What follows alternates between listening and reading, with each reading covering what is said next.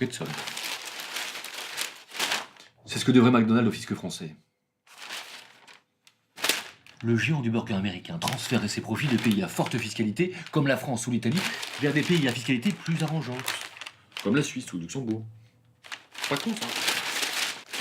Comment récupérer la thune? Et si l'État s'en prenait aux consommateurs, en les poursuivant pour complicité d'évasion fiscale?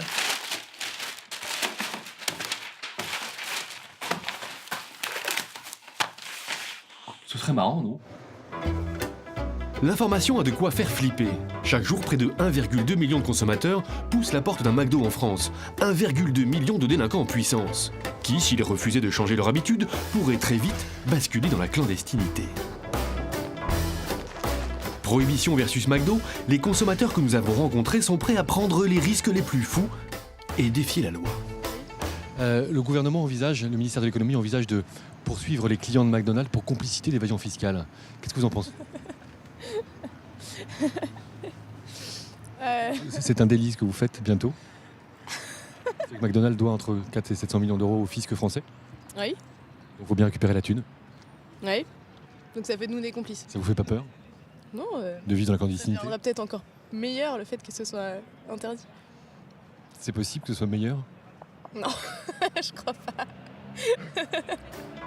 Fini cette douce nonchalance à bouffer un burger, une glace ou une frite en plein jour.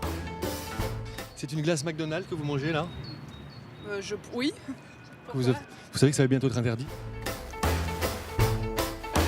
On voulait vous faire réagir sur une mesure du gouvernement de Bercy qui envisage de poursuivre les clients de McDonald's pour complicité d'évasion fiscale. Ça, vous êtes dans le... C'est un délit ce que vous faites, mademoiselle. Ça vous inspire quoi? Je sens que vous hésitez là. Oui, vous hésitez à la manger cette frite parce qu'elle va vous coûter cher. Certains sentent déjà le danger et refusent d'être filmés un burger à la main.